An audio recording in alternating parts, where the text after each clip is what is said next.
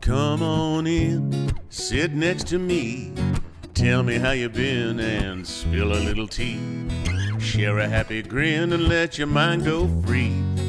Everybody wins, keep it light and carefree. It's just a thoughtful exchange. We're engaging our brains about the arts here in town. Get the word going round.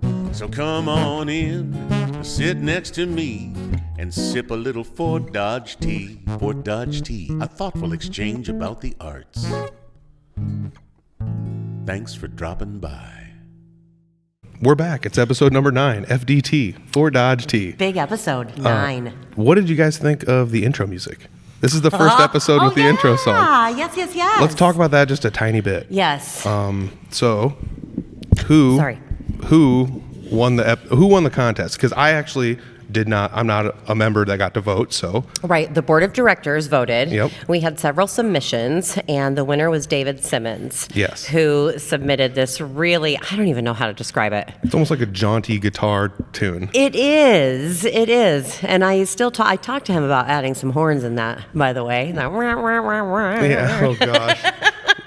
The first time me and Shelly heard that, like, for about 20 minutes, we're just like, oh, wow, wow, wow, wow. And we were just like tagging the song over and over again. It's a fun one. So. Yeah, well, and luckily a majority of the other submissions gave us access, even though they didn't win, because they were still great submissions, to use little snippets over the, however we choose to. So, very kind of them. Well, this is something that's fun because I always thought, like, maybe we could have his song be the opening song and we fade out on someone else's every couple episodes or something. You never know. The possibilities are endless. Yeah, maybe we'll do FDT After Dark and somebody else's can.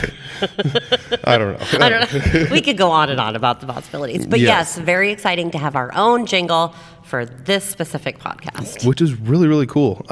There wasn't a jingle before. There was just basically intro noise, and then we started. So it was a percolating. Yes, is what it was. Yes, because I was trying to make the tea noise. But the crazy thing is, I'll admit it now because it's gone. But I actually was just like, oh, I guess I have my recording stuff here, and I'll just pour something into a cup. Well, I used soda, so if you listen really, really hard, you can hear it start to fizz at the end. And tea does not fizz.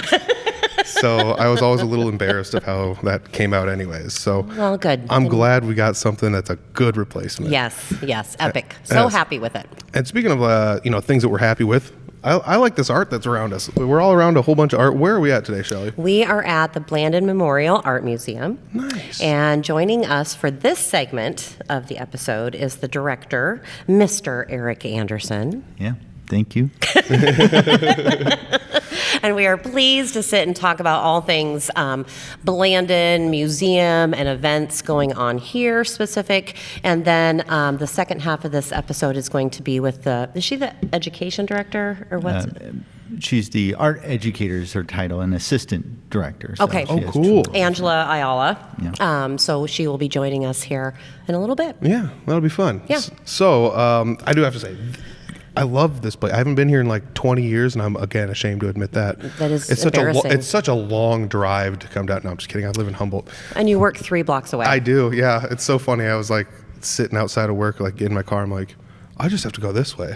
Like it's right over there. And then there was road construction, which means good things. But I just went around the block, and here I am. Here you are. Easy peasy. You made it. Yes. Beautiful space. Before we get to some of the specifics, though, I would like, Eric, for you to share with us and the listeners just a little bit about you. You're the face of the museum in this decade, in this era. Okay. Yeah. And just share a little bit about you, your background in art, and what brought you to Fort Dodge. Yeah, so I've been here, it'll be 11 years at the museum. And so family moved here in 2014. I was initially hired as the art educator. Okay. That was my first position here. But when I came and arrived, the previous director had resigned, and the story is she left overnight. And so I came in, and I at the time, the interim director was the city's HR director. Okay. And I kind of stepped in and just managed the day-to-day. And then by November, he had a different job, and so they named me as interim. and then they opened up a call to hire a new director, and I was one of 5 applicants that they interviewed, and they thought I could do it, and here I am. I guess I could. So, it's been really great being here. And I tell people it's my dream job because it allows me to use a lot of what I feel like are some of my strengths and resources that I developed just over the years, and you end up wearing a lot of hats, not only because of the museum culture, but also in terms of working for the city, because we are a city department. And so, which is still rare, right? It was rare at the time. Is it? I don't know if it's still rare. Today, but. there's some other examples, at least in the state of Iowa. Like Sioux City is a municipality, the Sioux City Art Center. The McKnighter it's a Mason City municipality. Sure. Yep. The structures are a little bit different, but there are other communities in Iowa that have art centers or art museums that are just city departments. Okay. And so that has been really great. Having the support from the city is really fantastic, especially within current times where funding's getting cut. We don't really necessarily have to worry about that too much, even though government budget has been cut a little bit, which kind of changed how we kind of operate here at the museum a little bit. But we don't have the big scares like other institutions in the state, where they're solely dependent on grants and funding from the state and national level. Sure. So So it's been really great being here. Part of my background is I'm from Iowa. I'm born and raised from a small town called Esterville, which is just up the river from Fort Dodge, and then I graduated with a bachelor's degree in studio art at Minnesota State Mankato, and I stayed there and earned a master's of art in studio art, and then I was able to get into the University of Nebraska Lincoln. And got my master's of fine arts degree there. Okay. So and then kind of just bounced around a little bit. I taught at Drake University for a year. I was going to say, I know you taught somewhere, but Yeah. I wasn't sure where. And then after that, that was like a sabbatical replacement. So I taught all levels of painting, and then I managed to kind of squeak my way into the Intro to 3D program, and I taught that, which I absolutely loved. And then I taught at DMAC in Boone for several years as an adjunct, and taught drawing, painting, and art appreciation there.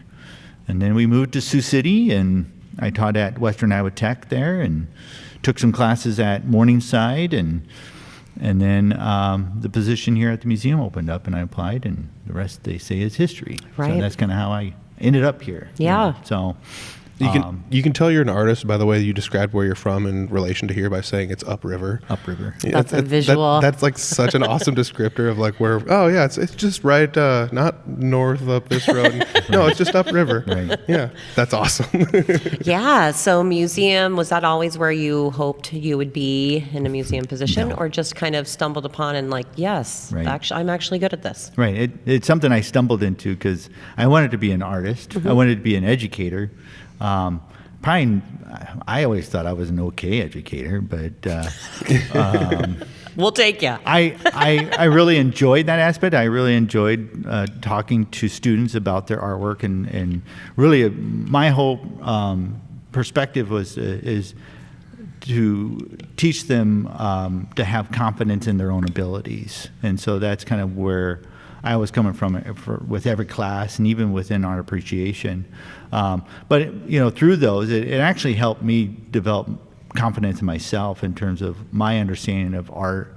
Especially teaching art appreciation, you get to, you really have to like figure out things and how to explain history and styles to a wide variety of different students. And I think that ultimately helped me here. Sure. Because I can look at things and I can like break them down to their basic necessities and try to explain them to people as they come into the museum, or share that knowledge that I have. And so like I say, everything I've done in my past, I think, helped me to be within the position I'm at. And then, of course, there's all that administrative stuff that kind of goes along with it that you just pick up as you kind of go along, and Right. And you just kind of Which again make it all helps with work. the city connection, Right. Because there's some checks and balances with that, Exactly. and figuring that out. But yeah, having the education background, I would imagine, would be beneficial for so many reasons. And some of the ways that I find it is talking to a group of students now and being like, all right, raise your hand if you're an artist, Right. or if you consider yourself an art supporter or someone that appreciates arts. And, a few will raise their hands. And then a little bit later, I'm like, okay, who sings in their car? And we'll get a few more. Who doodles during class or creates, and we'll get a few more. And then it's like, even football teams and sports teams, there's marketing and color schemes and what's grabbing you. And once they start thinking about it, it's like, oh, I guess I do like it. Right.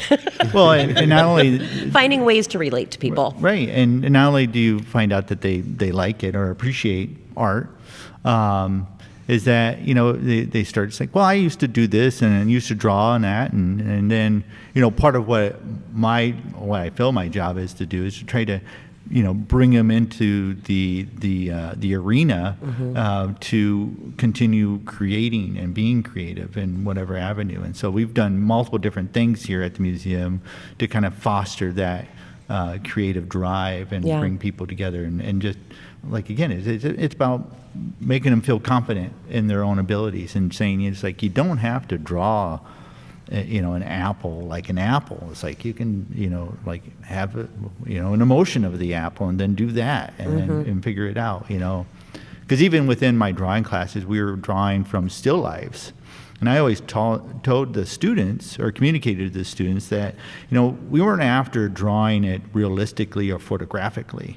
I want you to draw it naturally, make it look natural. So like when you looked at it, it's like, oh yeah, you can understand it. It might be clumsy, it might be this or that, but people can come to it. It's like, oh, it still looks like an apple. It's not a photograph of an apple. The essence of right. an apple. Right, and I said it's about Yeah. your personality and letting your personality kind of creep in. And that's the way I taught painting, that's the way I taught drawing. And I think the students that understood that really greatly benefited later on. For sure. Even though I never saw what that actually looked like. So Right, down the line. right.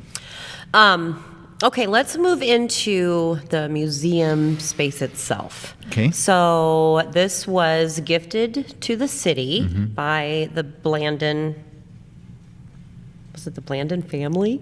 Yeah. So 1932. I do know that. Yeah. So Charles Not on the door. Little history. Yeah, little history. So Charles Blanden. Charles, yes. Moved here to the area with his brother, and Charles and his brother worked for his uncle, who had a big farming operation in between like Pomeroy and kind of over in that area. It's like 3,000 acres or something like that. It's a big jeez. place, Yeah. right? Big enough to where they actually had a town. And you can Google, if you Google Blanden Town, it'll show up on Google Maps. Oh, And interesting. it's nice. just a group of houses now, but they had a school and they had everything. I you know. love that, 'cause- So yeah. it's a big, it's a big deal. So Charles and his brother, I think his brother's name was Leander Blanden, came to the Fort Dodge area, and so they worked with his uncle, who is known as Colonel Blanden, even though he, from my understanding, really wasn't a colonel. Everybody just called him Colonel. Okay. But Charles ended up getting into banking, and so he started as a bank teller, and he kind of worked his way up through banking, and then he managed to become mayor of Fort Dodge during like the late 1800s. Okay. And he was known as the baby mayor because he was the youngest mayor of Fort Dodge at that time, so they called him the baby mayor.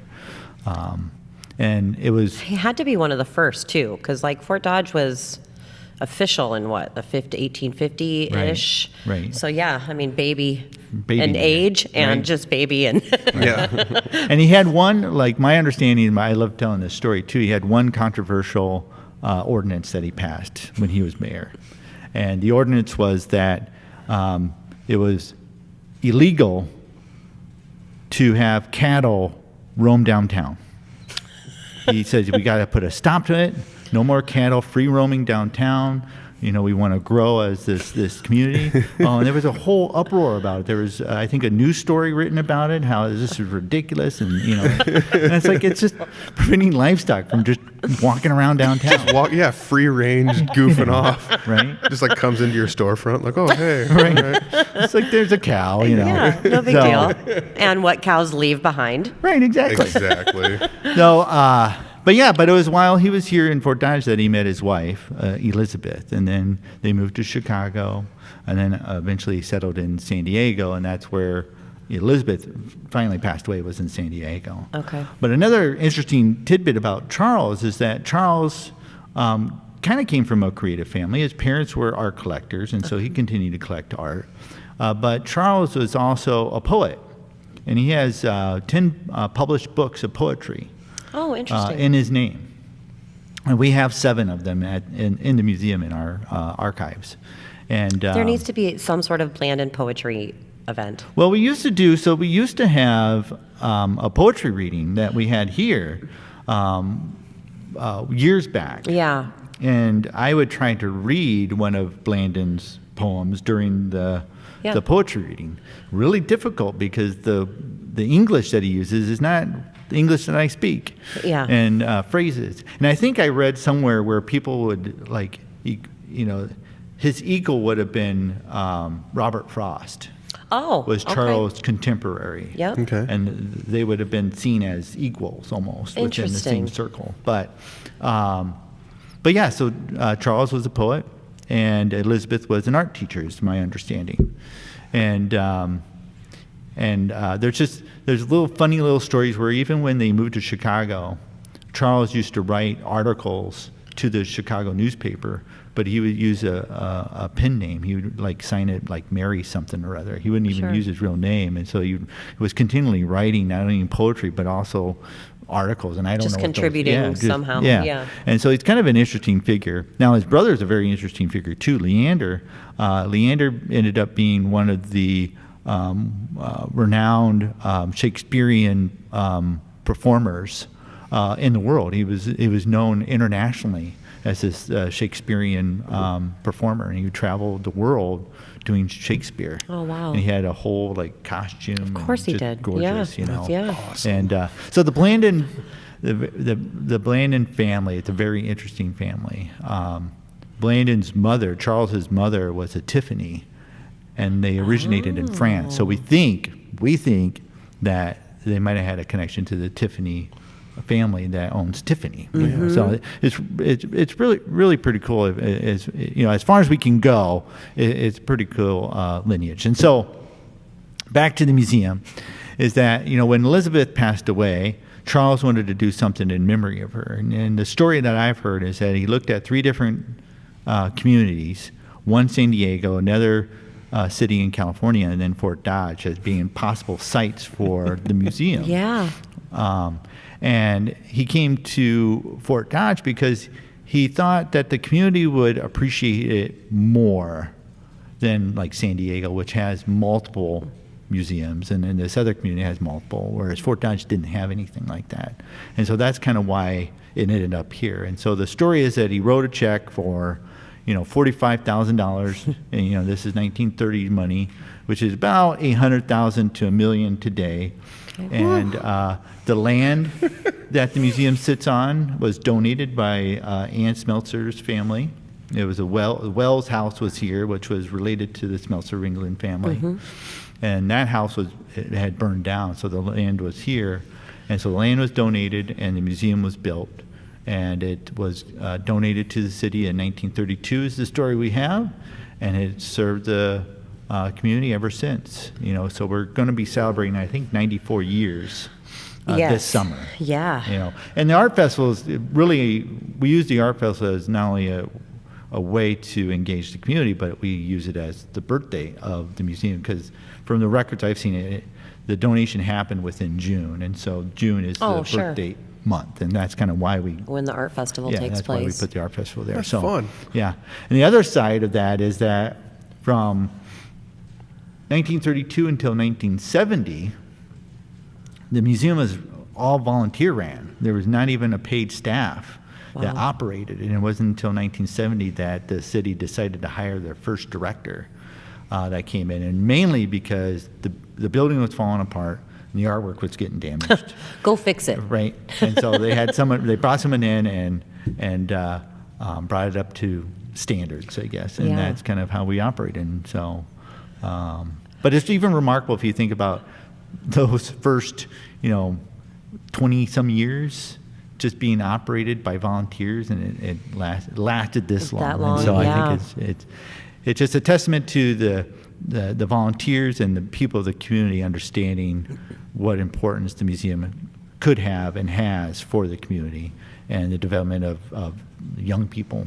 Well, and I think probably more so then, people had a little bit better understanding without having to be reminded of how the arts contributes to quality of life. Right. There's just so much more now. Right. In a lot of ways. I'm just going to describe it by this. That's a good way to do it. But this was the going to the movies. Right. This was the entertainment for that era. I love that. Okay, now Eric, I may have been telling a big lie for the last 8 years, but wasn't this the first municipal museum this side of the Mississippi? So the way we describe it is that the Blanden is the first built museum, at least in the state. I've heard this side of the Mississippi. Okay. But the first built. So I didn't totally museum. make that up. Okay. So there were other museums, but they were either in a mansion or someone's house or in a storefront. Okay. Like the first freestanding. There was like an organization, but there wasn't a physical Purpose. thing. Right, Okay. Yes. right. And so the Blanden is unique enough that it was built to be what it is today. Okay. And it was early enough to where, like, I tell people, this building predates the Des Moines Art Center. Because I think the Des Moines Art Center, the one you go to, the main building you go into, was built in 1940 something. Okay. And it doesn't mean that there wasn't a Des Moines Art Center prior to that, but the first physical structure dedicated just to that was built in 1940, whereas the Blanden was built in 1932, making it one of the oldest built museums within the state. So I wasn't totally lying. No, you weren't. So it's just, because people have said, it's like, well, I've heard that, the Davenport Museum or whatever was established way before. And it's like, well, yeah, it was probably established, but it was in a house or it was in a storefront. Converted place. Yeah. This is built to be what it is. People come, it's like, oh, whose house? It's like, it wasn't a house. It wasn't a church. It's always been. I was actually going to ask that. That was like one of the only questions I had like prepped when I came in here. Like, what was this before? Nothing. Yeah, Nothing. Nothing. Yeah. This is what Solely it is. for This is what it is. And it really is beautiful. Right. I mean, this whole neighborhood, Oak Hill District, just beautiful. And when I look back in the Fort Dodge Fine Arts kind of archives, when that organization was established in '85, really its sole purpose was to partner with the Blanden for the festival. Right. So, you had and it's amazing entities. looking at the history of just the Fort Dodge area and looking at all the amazing artists that were living here and producing artwork. Even before, they had the Federation, the Arts Federation was a group that was established here. It was a group that was, every state or every community had some type of a version, but they had an organization that was very strong within Fort Dodge, and just the amount of artists that worked with, there's several artists that ended up working alongside Grant Wood that came from Fort Dodge, Tom Savage, Danny Rhodes, Mary Kirkup, Lucy Anderson. There's a whole. Do you know who Grant Wood is? I've heard it. Yes. The couple in front of the farmhouse with Yes. the pitchfork. Yes. So those artists actually traveled to Stone City, where Grant Wood established an art colony and wanted to just kind of community of artists working and learning together. It didn't last that long, but there's a period of time where all these amazing artists, Thomas Hart Benton and Stuart Davis were all there and sharing their knowledge with everybody. And so, just to know that there was a big group of individuals from Fort Dodge that traveled there and worked alongside these amazing artists that we know from art history is really fantastic. Daniel Rhodes and Tom Savage, they both did murals all across the country for the WPA. And even prior to that, we had other artists like Elizabeth Newberry, who is an amazing female artist that, painted these amazing portraits, and she studied alongside Reeser, who is another amazing artist from this time period. So there's a huge lineage of these artists that have worked in Fort Dodge and have created in Fort Dodge and went on to have amazing careers. That doesn't all over surprise the me. place. We're hearing about that like more and more with the music and visual arts and Right. theater. I mean, it's just Fort Dodge. I wish everybody could know what we knew. Right. That just how much talent per capita. Yeah. Based on other cities triple our size, how much we have. Right. And have connections to. Right. Yeah, I mean that goes for every form of like art, Yep. and I mean, Yep. even if you want to go outside the arts, there's some really cool stuff that people are doing that might not necessarily be art. Oh, that well, are, yeah, that are yeah. doing just cool stuff here too. I don't know. This town is so fun. Well, and when you have a city, again, supporting entities like this, that puts movement where your mouth is. Yeah. And Right. money. Right. So you mentioned all of these artists. That perfectly segues into my next question, which is what are your glory pieces here, Eric? Oh, the You have to say. well, we have quite a few. Yeah. And I'm trying to think what Doug Brightman calls them, are wow pieces. We've got some really outstanding wow pieces, and the wow pieces are pieces that you would be able to go to like the Des Moines Arts Center and actually see works by the same artist there, or even Chicago, the Art Institute of Chicago, and see works there, and Minneapolis Institute of Art, and so we've got pieces by. Alexander Calder is over in the other room. We have Hans Hofmann over there. We have a Chagall piece. Chagall, that's what I was waiting for you to say. Yeah. A Moreau. Google it. I know. Name all these names and expect me not to know Chagall. But yes. but still, that's kind of mind blowing. Like I would have never thought that there was. And a one lot here. of it we owe to Ann Smeltzer and Robert Brady. We're the two main people. Ann studied with Hans Hofmann. She was a student at the New York Student Art League. Okay. And she knew Calder, and so she was kind of in that group. And Brady, very similar. Knew Peggy Guggenheim and traveled within that circle of influence, and both loved art and collected art and wanted to be an artist. And there's pieces, Anne's pieces are in the Smelter House, yeah. And so we had some amazing people that had a real great passion for the arts, and they had the funds to make it possible, and then shared that with the community that they grew up in. And so, and literally went to New York or Europe and bought work just for the museum. Wow. And so, and then later on, like Robert Brady, his estate ended up donating works from his collection along with pieces that he actually created too. He was an artist, so. Is there, and we can cut this out if he's like, no, but is there an endowment attached to the Blanden? Yeah, so I mean, we have. I was thinking that there was. we have several endowments that are connected. Yeah. Okay. So we, that's the second half of the museum's Funding? Yeah, part of it is the city. So the city is really responsible for the building maintenance, the major equipment, HVAC and all that, the grounds, and then staff. And it's kind of the main area of what the city's responsible for, the general upkeep of the museum and everything that's connected to that. And then we have the Blanden Charitable Foundation, which is kind of an arm of the Blanden that provides us funding for exhibits, programming, advertisement, and all the extras, buying artwork and all that. And so we have a sizable investment portfolio, and within that portfolio, there are endowments that are connected to that. Okay. And so it's made up of different things. That was a side note. Yeah. I just Yeah. wondered.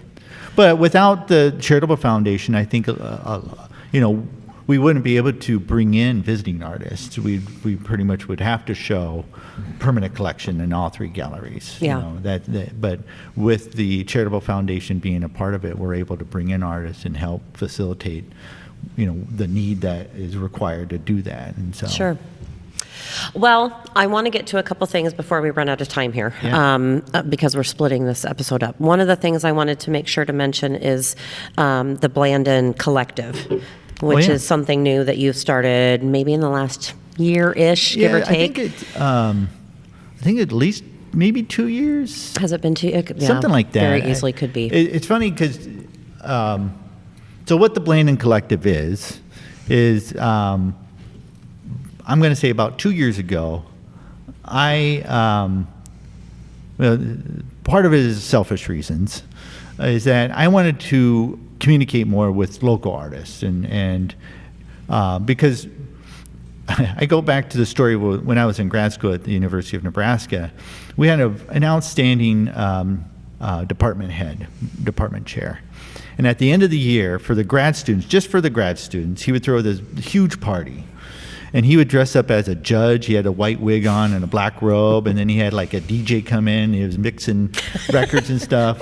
This is on the second floor of the art building, and he had disco lights going, and he's up there just doing his thing. But the other side of it, he made these like fake trophies to hand out to different grad students. Oh, fun! And the faculty nominated or picked who got the trophies. And they were like old bowling trophies or tennis trophies where he tore off the pit and then glued on his own snapped off the volleyball and added a frame. So I won 2 different trophies. So one trophy was the artist with the messiest studio award. I got that one. Congrats. Right. Which is crazy because it's like spotless in here. And then the other award that I got, the other trophy, is that the grad student less likely to be found in his own studio. I was in everybody else's. I was always talking to people, right? Because I was partly interested in what they were doing, but I was partly stealing their ideas at the same time. I'm just looking at how they feedback, handle all the things. media and all that. I love media, and so I was very interested in how they were doing things, and I would take those back to my studio and just play around with it. And that's why my studio is always a mess, because I'm playing around with all this stuff that I'm borrowing from everybody. And so I kind of wanted that same experience here. And I had started hearing it from other artists, where it's like, I wish I could talk to other artists about what I'm making and what I'm working on and all that, because I think it's beneficial, because artists, are very interesting people where they spend most of their time by themselves, working in the studio, and they're by themselves and they're in their own heads. But at the same time, they need that interaction and engagement from other people. And it doesn't necessarily have to be about artwork, because even within grad school, after we'd leave the studio, we'd get together at someone's house and hang out by the fire. And at least with the one group, the rule was you couldn't talk shop. Oh. That's why we never invited potters or ceramic people, because they always all they wanted to do was talk shop about this and that. At least that was in that was the perception Lincoln. At the time. Yeah. It was. So my group was mainly made up of sculptors and painters and printmakers. Yep. We had a couple ceramic, but they were more like ceramic sculptors and not so much potters. There is a distinction. But anyway, it came back just wanting to have that kind of group that could come together and share what they're doing, and then get whatever feedback they wanted from the group. And so that was the catalyst of starting this morning group on the 3rd Saturday of every month. 9 to 10. 9 to 10 or 9 to 11. It's getting longer and longer because more and more people are. I've heard you're getting really great numbers. Yeah. So I mean, we just had it last Saturday. We're at lower numbers, about 12, but we've had up to 16, 17 people show up for this amazing interaction. And I bring the coffee and the donuts, and you just bring art, and it's been really, really great. So the plan is to, from this group, we've generated one, they wanted to do like a silent auction, so they contributed works to the silent auction that we had. We're going to have later this year, they're going to have an exhibit of everybody that's been in part of the collective. We're going to have an exhibit with them all. And so I think it's been really, really great. And the really fantastic thing is to look back at some of the early pictures of the group and see the work that was being produced then and look at the work that's being produced now. And it's changed so amazing. You need those tidbits of, like, I call it continuing ed, which is kind of a boring way to describe it. But you do. It revitalizes you, the networking, the idea sharing.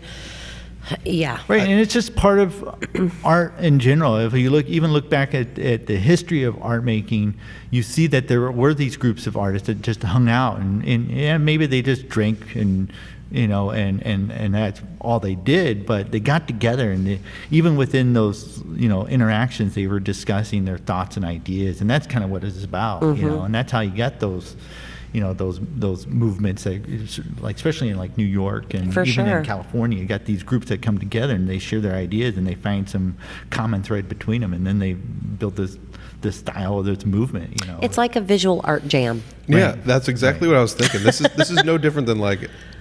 If we didn't have this, everyone would be like the basement rocker version of an artist. They would just be sitting in their basement painting, like, I don't know, I guess it's neat, and they take a picture maybe and put it online. They're like, okay, right, but it's nice to have other people around just to kind of like see what they're doing or kind of bounce ideas off of them, or even just intaking them as a person. You build this community with people, and even that in and of itself could probably influence the art. Right. And it's all inclusive. Right. I mean, you're not focused on a specific type of artwork. It's If just you bring come, what you got. It's amazing the wide variety of different things that show up. Cool. So so we've had everything from, we have an artist that used to teach math from Webster City, and he does these really great collages, and he's getting into AI stuff, and that's really kind of interesting to see. We have another guy who he does these amazing digital collages and paintings, drawings, drawings with poetry. We have one individual working on a sci-fi novel. He'll share some tidbits from that, and he's working on like a cover and illustrations and things that go along with that. So you never know what's going to show up, and so I just love it to see the wide variety of the art being produced within the Webster County and Hamilton County and so on. The area. Yeah, I think that's probably one of the coolest things. I don't know, but I'm assuming there's people that come from just not just Fort Dodge. They come from outside of town too, which has got to be such a cool feeling. Right. And we used to have a guy that would travel from Denison. Oh my gosh. Whoa, cool. He came 3 times. Yeah. Gorgeous painter, just fantastic painter. But yeah, he'd travel from Denison. Wow. That's awesome. And then he's like, I'm just going to start one here in Denison. Right. Well, and that's which is awesome too. Yeah, and I just recently was asked to juror. There's an organization in the state of Iowa Artists, and they have different regions, and so I was asked to come and judge Region 5, which was down in Ankeny, and they want you to talk. And so part of my talk was that I encouraged them. It's like, if you don't have something like this organization, like the collective, start one, because I think it's very, very important. Or you come and join mine. Right. Because I think it just helps you creatively. It helps your art thrive better. Mentally. Yeah, and you grow. So I think so I encourage it. So if you don't have an organization or a group like that, start one. I mean, it could be really small, and it doesn't have to be like fine art. It could be about music, or it could be about play or musical. We need to get the messenger in here on one of those days and get some pics in the paper and shared that way too, because I think you would get even more attendees. It's just that bringing that awareness. Right. Okay, so we kind of are timing this with your big arts festival. This will come out the week before. Okay. So we need to talk about all things, and then we'll wrap up and switch positions here. But June 14th, Yep. 9 o'clock to 4 o'clock. What can people expect? Just fun. Usually we have art activities for kids and for even some adults to take their get their hand active in making things, and we have a wide variety of artists and craftspeople that will be here selling their goods and their products that they make. And not just paintings, Not just jewelry. Paintings, not jewelry. We'll have jewelry. We have, drawings, photographs. You name it, it'll probably be here. In some I always form or buy other. some Yeah. set of earrings. And so it's just a really fun day. You got food trucks. We got performing music performers on the stage. Yep, Grace Casciato will be here, Sawyer Springer, and Brant Lawler, and then Stadium Drive Yeah. will Cool. also be playing for this. And the amazing thing, it's all free. Yeah. You don't have to pay tickets. We just want you to come and enjoy yourself, support local and regional artists, and be inspired. Maybe next year, you can have a booth Right. or a table, or get actively involved in some way. That's the hope. And part of it too is a kickoff for our summer programming that Yep. Angela does down Yep. at the Art Education Center, and she can talk a little bit more about that Yep. as well. But it's kind of a kickoff, and we hand out pamphlets and things that just let Awareness. families know. We have these amazing workshops and camps going to happen this summer, and so it like I say, it's just a fun time, and the weather's always been very, very excellent, right?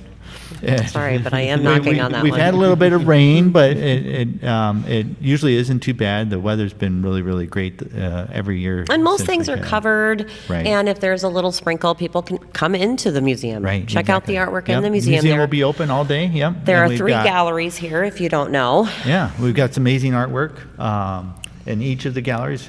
We dedicate one gallery to permanent collection, and then we have 2 visiting artists in both the East Gallery and the second floor gallery. It's a visiting artist. So Yeah. in this gallery we have Rachel Mindrip from Omaha. She teaches at Creighton, and so these are really fantastic paintings. Yeah, which are up.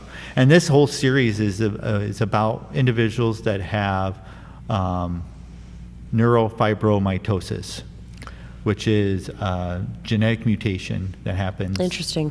That their body spontaneously create tumors Oh, wow. throughout their body, and sometimes they can show up on the outside and the inside, and they just kind of are spontaneously. What a very specific topic. Right. Yeah, And the reason I like that. she's so focused on bringing awareness to NF is that her son, who is the one wearing the chief shirt, has Okay. it. Okay. And, That makes sense. Yeah. And so he has like 5 tumors in his brain. Wow. But most of the time they're benign. But like Rachel says, they can spontaneously become cancer. Turn into something. Yeah. wow. Yeah. So you have a lot to learn when Right. you come and visit these exhibits Right, as because well. everyone is accompanied with a bio above the person, so you can actually learn about the person that's in there. And so, And you have is that her artist statement? Yep. Yep, artist Yep. statement and bulletin. Yep. Lots of artwork in the other gallery, lots of artwork upstairs, Yep. lots of little artwork pieces tucked in little nooks and crannies we around got an the amazing space. gift shop. You That's- can, Yep. buy something to take home and start your own. I tell people to start your own collection. Become a thriving art collector within the community. That's what we want. We want more of those people because I live with art. I work with art. I think it's very important to get young people actively involved with the arts, not only making it, but just living with it. I think just living with art, I think, is changes a person and how they interact with people and how they see the world. So I think it's really important. If you don't have art hanging up, go out and buy something unique. Right. Not from the box stores. Go support a local artist and get something up on your walls that is really special to you, that communicates to you, and Yeah. I think it's great because it shows the community, shows the artists that you care about them and you support them, and that's what artists really want, is to find someone that supports them. So. I think you just said that all very well. Well, and thanks. that's did you practice that today? I feel like you practiced in the mirror this morning. No, sometimes it's just natural. Here we go. Now he's losing it up. So yeah, Blanden Art Festival, Saturday, June 14th from 9 to 4. Lots going on, everything we mentioned, plus balloon The balloon twisting guy, balloon or guy. something. Nathan Moore is an amazing ceramic artist he'll be here from also. Ames. He'll be here, and you can try out the ceramic wheels. And Nice. He'll actually be teaching workshops later on in the summer. So you can, if you like throwing wheels and want to learn more about it, we'll have opportunities to learn right from Nathan. Yeah. And so it'll be a great day. Good. So I'm And be looking sure to forward check out not only the Blanden, but the Fort Dodge Fine Arts Association website as well for classes, workshops, artist receptions, all of that stuff is on there. So Yeah, I'll have Blanden links down below. Of course you will. All the descriptions, so check that out. And we're on to the next part of this. Next part. All Get right. ready for part 2. All right.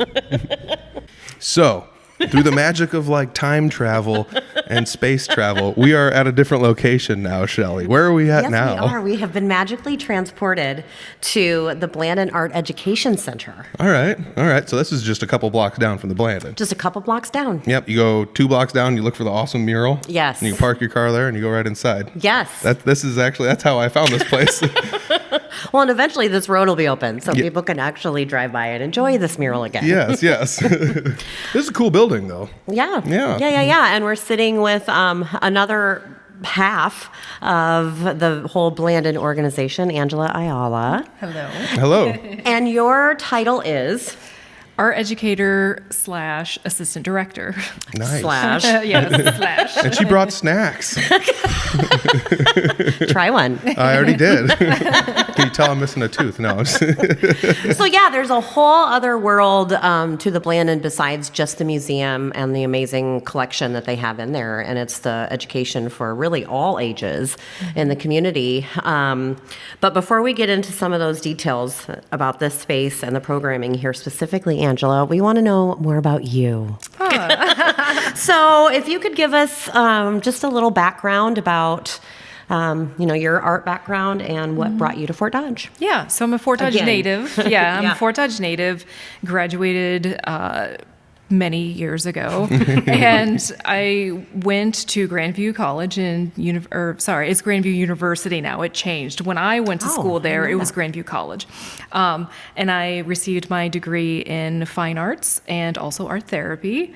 So my background is really based in art and therapeutic aspects of creating art and what it does for our mind and body.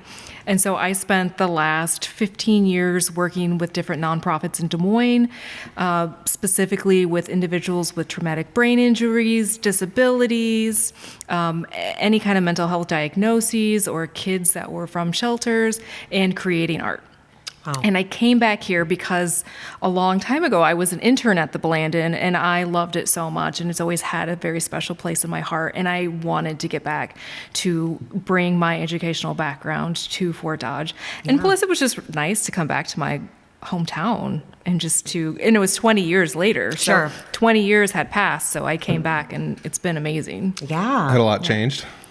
Yes and no. Yes and no. Yeah, yes and no. Yeah. It's really awesome to see my kids go through the school district that I went through, and my daughter graduated from the senior high, Cool. which is great because that's where we graduated from. Yeah. It's where I met my husband, so it's kind of all coming full circle. Oh, nice. Yeah. Yeah, that's fun. That's fun. Yeah. So based on the work that you were doing in Des Moines, if someone asked you, and I'm putting you on the spot with this, but a blanket, why are the arts important when it comes to the therapeutic benefits of it? What would you say to that? Just being able to create art really releases the serotonin in our bodies, so that it's the happy, what do you want to call it, hormone that comes through. And so your body gets more relaxed. The dopamine comes out so that you feel happier. And then your levels, your emotional regulation starts to kind of flatline. Level out? Yeah, level out, so Yeah. that your body is more relaxed and more susceptible to stress relief, which Yeah. is really awesome. And we all need some stress relief. So just being able to create Definitely. really Yeah. helps us in our mind to feel better. Is that through the whole process, or is when you have the project done, now you get to feel the relief? Or is No, it no, yeah, it's the whole process. And I always say it's the process over the product that you make. So when you're creating, that's when your body feels the most relaxed. You get into that creative mode, and you're just in a different spot in your life. And time seems to go faster, and your body just feels better. So that process is the most important part, rather than the product that you create. Nice. And I always tell people, like, create for yourself, not for a commodity, not to like make money. Just create because it's good for you and your mind and your body. I like that. That's clip worthy right there. That's a real. That's a reel right there. That's a real.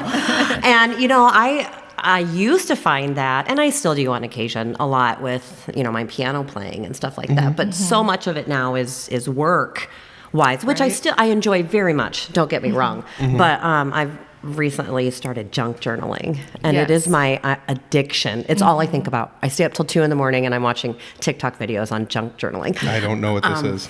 Oh my gosh. We have so much to talk about.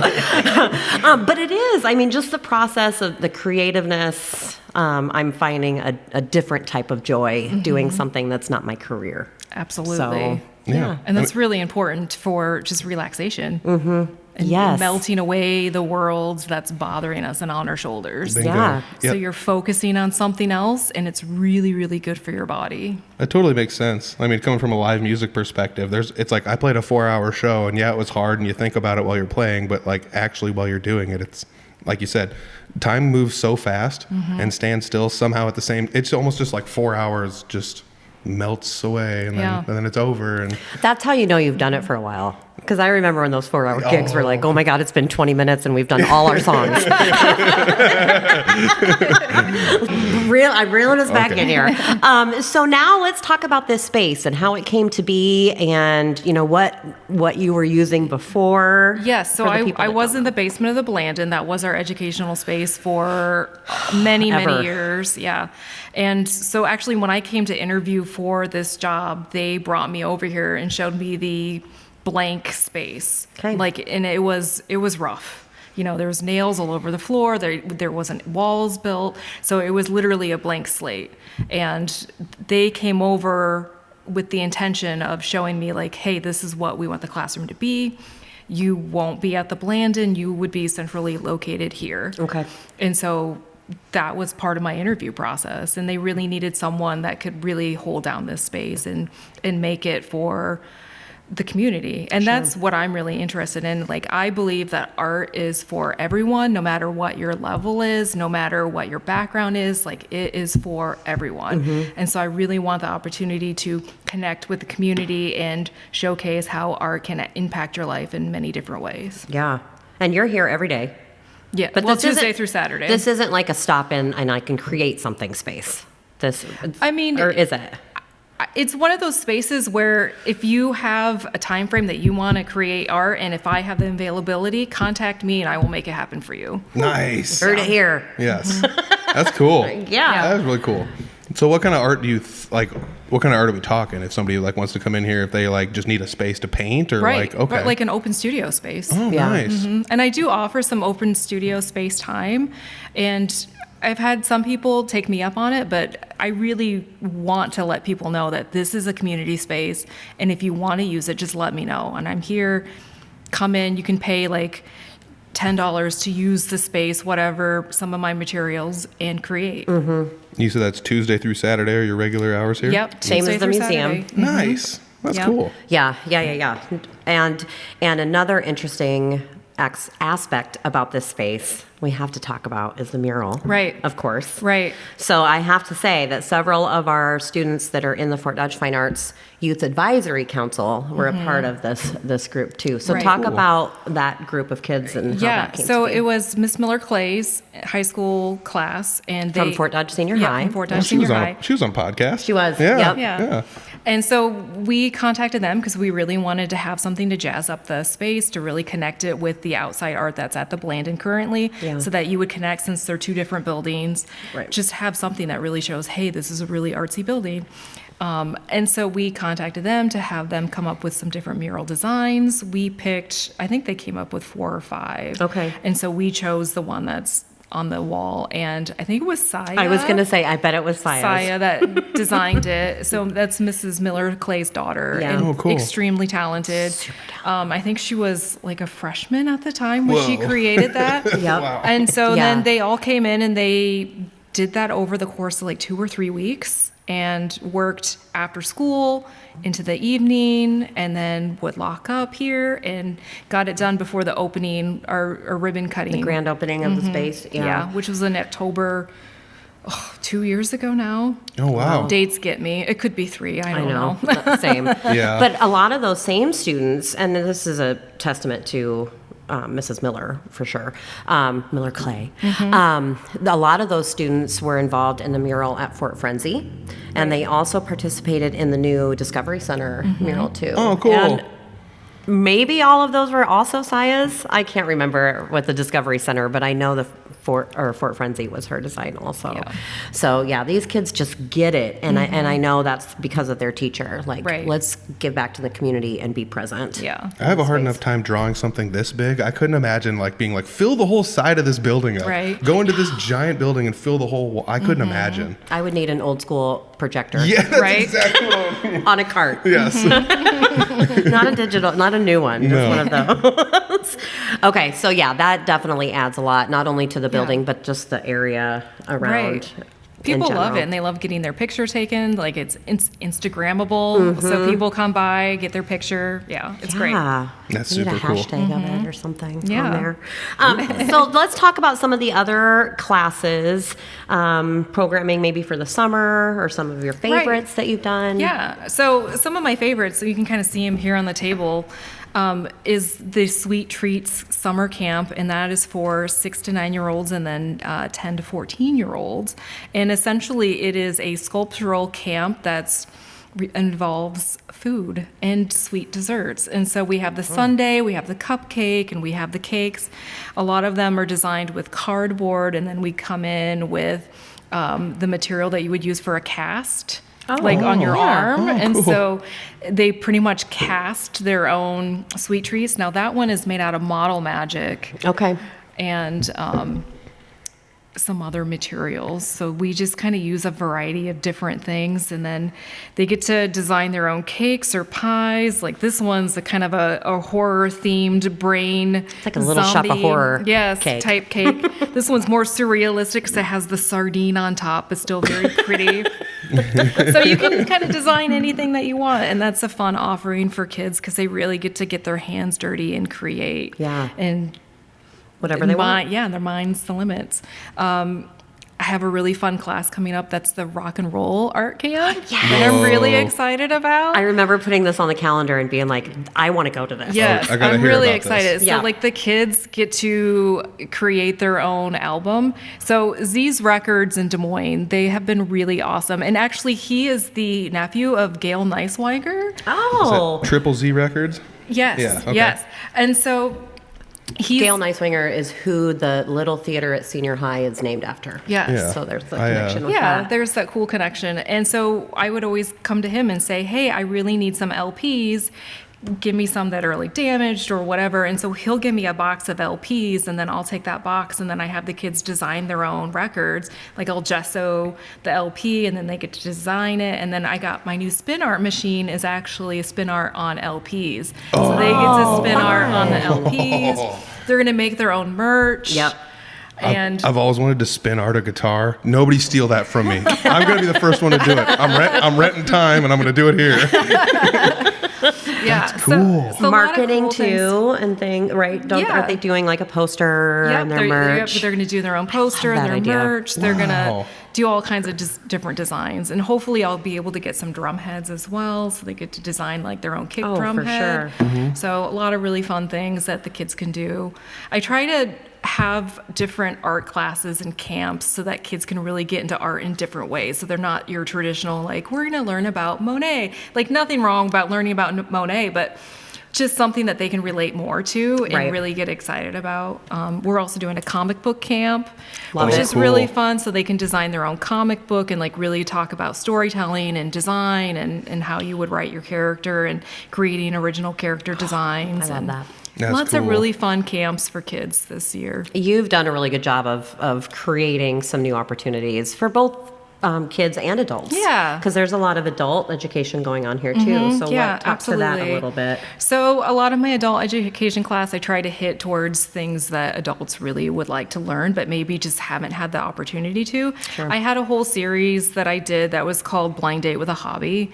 And it was essentially like new things that they can learn within a 2-hour time and then decide, well, maybe this is something that I really want to continue on with. Like Felting on Okay. canvas, which is really fun. So like you can do a painting, but then add some needle felting on top of it.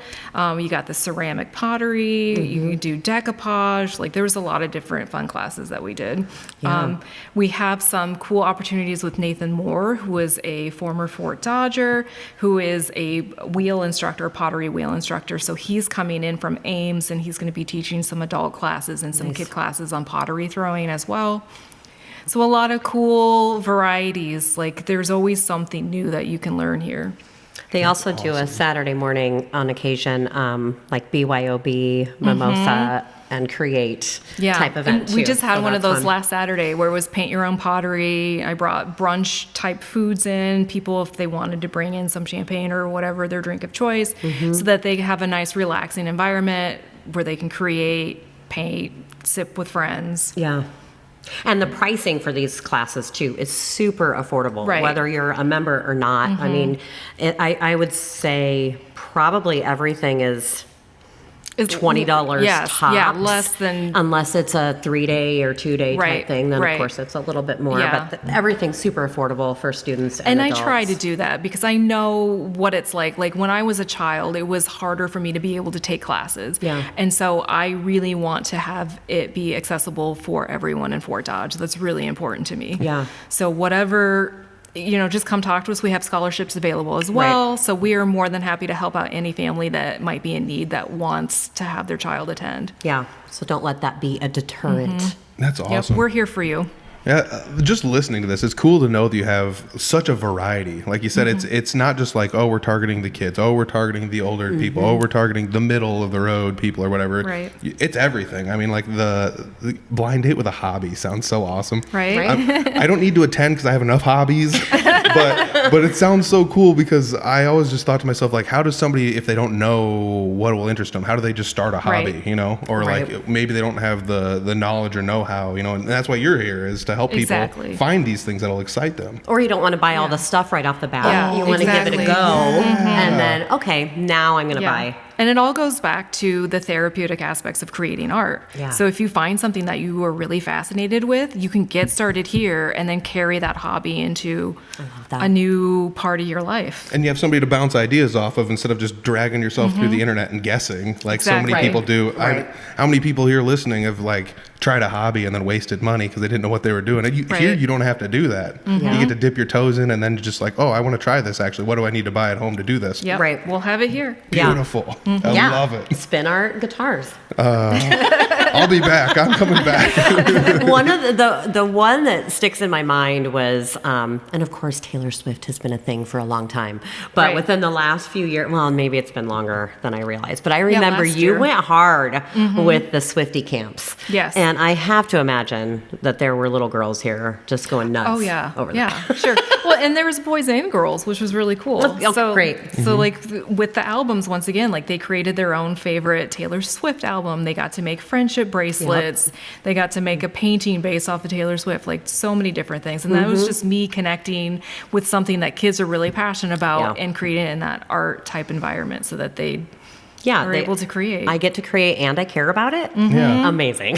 Those, I mean, I even know about the Taylor Swift friendship bracelets. That's how big they are. So like, Right? I know people that made them and traded them with people. I mean, that's a big deal. That's It really cool is. that you capitalized on that. Oh, That's yeah. that's a good idea. I did the same thing with my Mario camp when the Mario movie came out. Like we had a Awesome. Super Mario camp, so that was really cool, Nintendo themed. I'm trying my best not to sing the Peaches song. Go. That was the most popular song to listen to in the class during the Mario camp. Oh, funny. Yeah, no, I think having that flexibility and not being like this, no, this is my structure, but being able to go think outside the box is a real asset to the community and the Blanden overall. Yeah, for sure. And it's not just like the cut, copy, and paste stuff that you normally see. It's not like we're just doing nothing against it, but we're not doing like the wine and draw a painting thing, which I'm sure you do, but it's like Paint and sip. yes. Yeah. Some of Type those, thing. that's the only type things that they have in some of those Right. areas, and you're going down the line and just picking stuff out of like pop culture. So you're in tune not only with art, but like with what everybody in the town and the area is involved in as Right. well. That's awesome. And you also include like the watercolor painting for adults. Right. So there are the standard, I don't know if standard's the word, but Yeah, your general art classes. General art Yeah, classes. for sure. so, go ahead. I was gonna say I'm mind blown by anybody that can do watercolors. I'm so bad at watercolor. I watched Well, you Jennifer can do Dutcher and I'm like, abstract watercolor like I do. Oh, there we go. All right. Yeah. just do it. And then when it's done, figure out what it looks like. I knew that was going to be a flower you looked through the window and a blurred window. I knew exactly that. So as far as the therapeutic type parts of it, talk about My veterans your program. veterans program, Yes. because this is really cool. Yes. So, well, let me first just kind of go into a little special thing about myself. Yeah.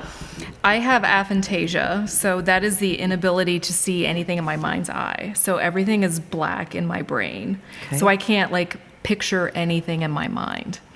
So to be an artist, it's a lot more difficult, right? Because I can't picture things and I can't say, I'm going to make this painting and I have an idea of what it's going to look like in my head and then I'm going to go ahead and do it. Like there's nothing of that there. Okay, my mind is blown. Yeah. So how does this get out of your brain then? Yeah, so I have an inner monologue, but just no picture. Okay. Right? So I have a neurodivergent brain, so my brain just thinks a little bit differently, which is why like when I create, everything that I do create is more intuitively guided and then kind of comes out. So that's why I do a lot of abstract stuff. Sure. But I can look at something and I can create it, draw it because I see it. Yeah. But if I'm going to just picture something, I can't do that. Wow. So the way I create art is a little bit different, and that's what really gave me my passion to go work with other people with disabilities. Sure.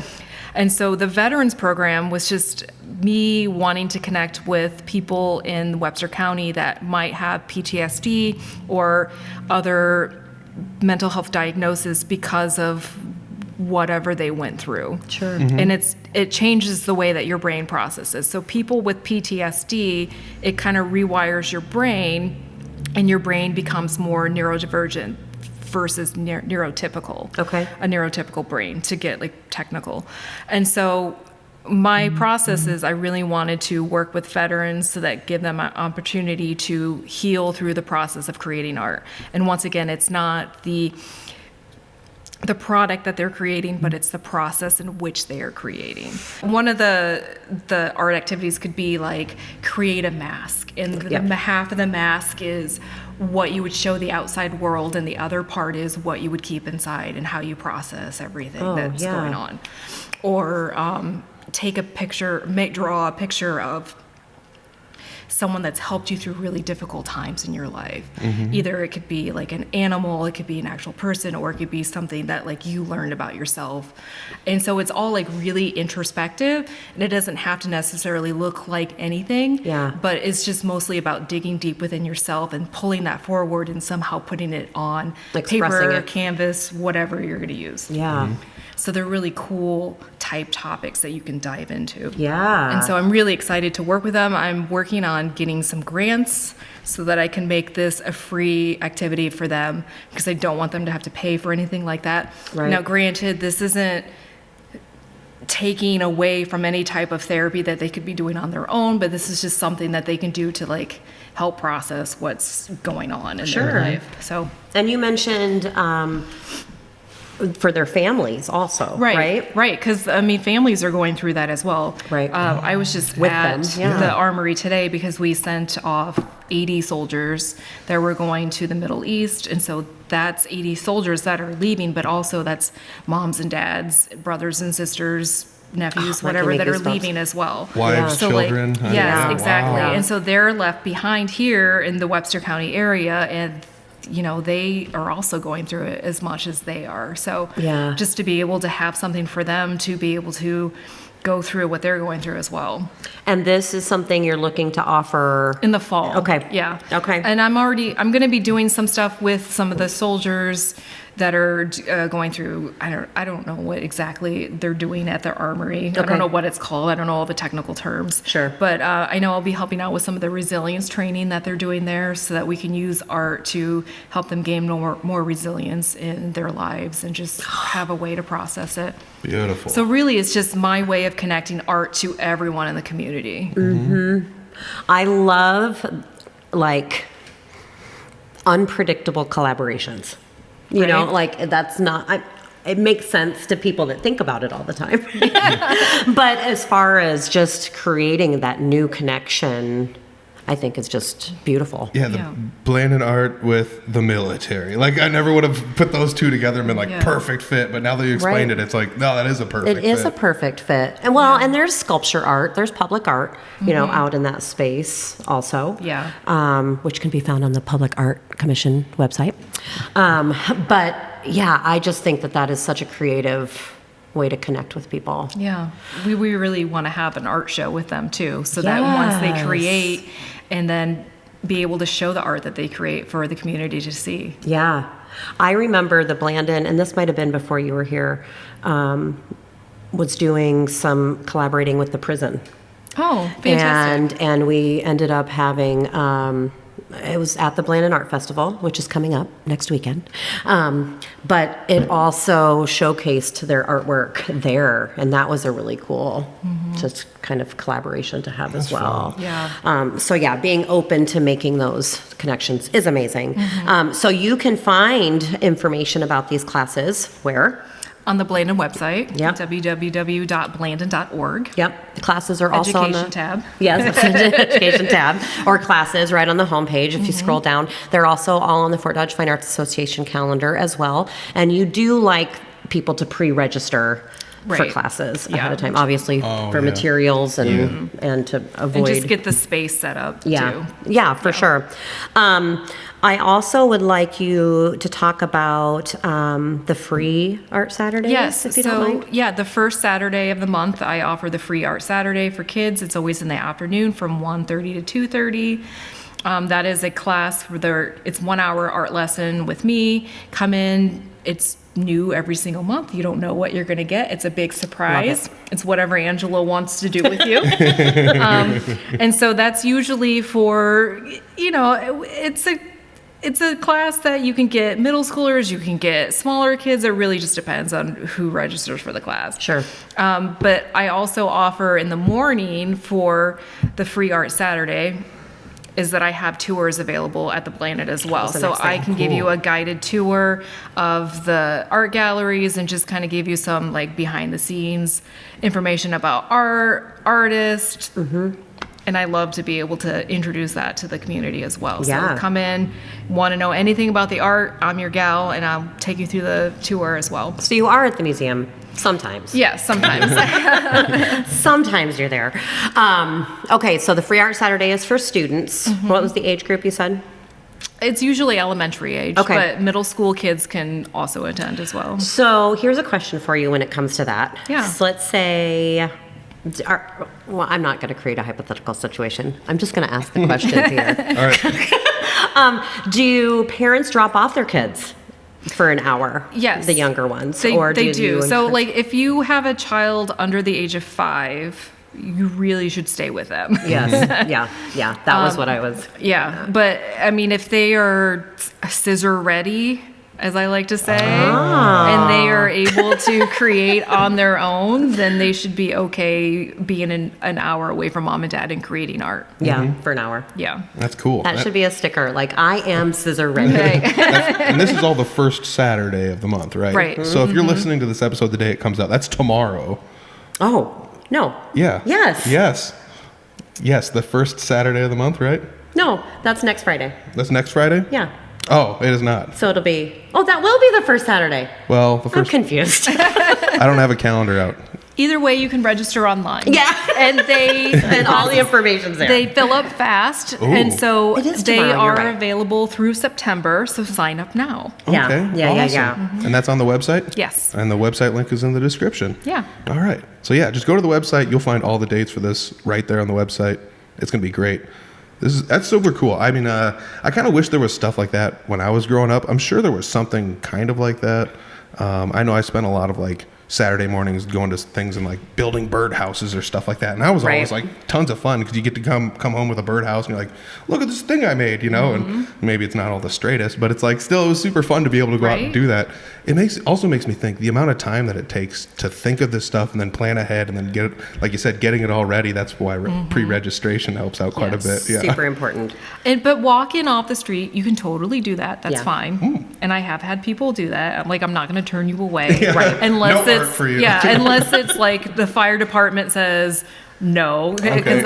the maximum in this building is 25. Just Okay. to let y'all know. Okay. Okay. So, but yeah, I really encourage people to pre-register just so that I can plan and get all my supplies. I do also want to say that guided tour sounds pretty cool. I'm not an art buff, and I think going through the Blanden with somebody at my hip telling me why stuff is there, and that would help me Yeah. out quite a bit. And that'd be the hot ticket item for me to go through the Blanden and be like, whoa, Right. you know, because I just don't know, you know. So having Yeah. somebody there that would help, you know, hold my hand and be like, this is why this is cool, and this is who made this, and this is why they made it. And it's like, that's what I need, and that'd be perfect. Well, and it's constantly changing as the exhibits change, exactly. right? So it's never going to be the same tour twice. And it's before it even opens. It's from 10 to 11. So Exclusive. You're getting exclusive access. Get done at 11. Go have a brunch or go to Soldier Creek, have a glass of wine. Yep. Make Yep. it a cool Saturday date. Nice. Yeah, I love that. Perfect idea. Yeah. I was scrolling through the calendar here. So the rock and roll camp actually starts June 17th, Yes. which will right be here after before we know it. Yep. Right after the art festival. And then, When's the art festival again? June 14th. yep, June 14th. Oh, cool. The one I wanted to ask you about that's coming up in June also, synthwave painting. Yes. What is synthwave painting? I love synth music. Okay. So particularly like you're starting in the 80s synthwave, so you're using the keyboards. She's also a David Bowie freak. Yes. Nice. I also love David Bowie. I mean, in the best way, freak. But so we're gonna listen to the synthwave music. There was a resurgence in the early like 2010s. Okay. So I'm also like a big music nerd, and so the music kind of highlights the 1980s, the LED or the neon lights and like the. I don't know how you would like. It's just a look, like this kind of synth look. So. We're going to learn how to make a grid so it looks like space, like an 80s like dimension.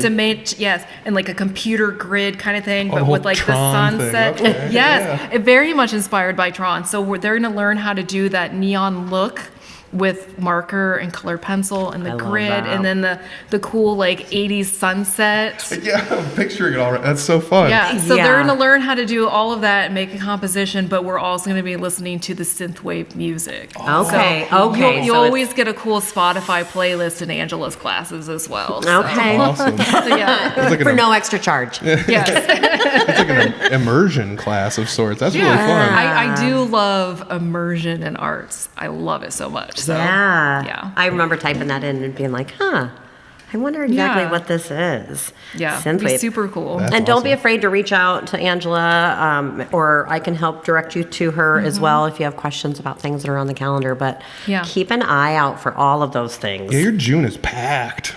Yeah. Yeah. Good production on this episode. Figuring out when this would work out best. I know, right? I do put that into consideration Yes. when we pick these. Yes.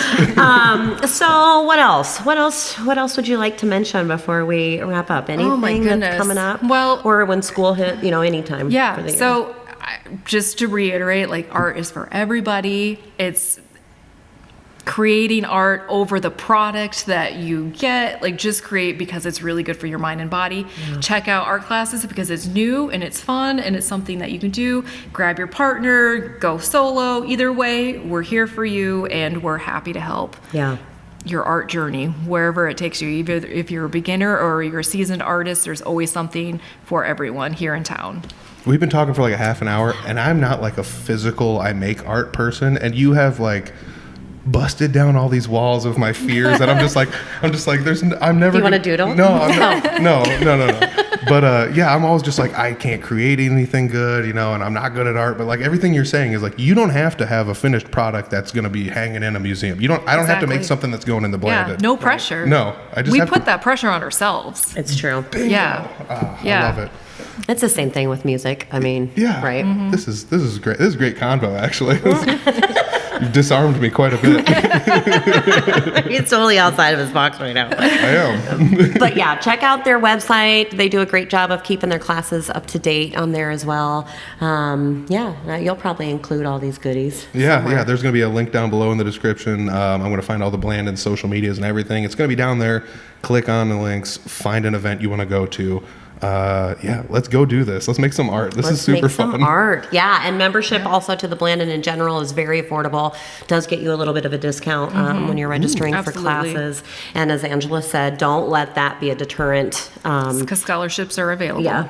Reach out.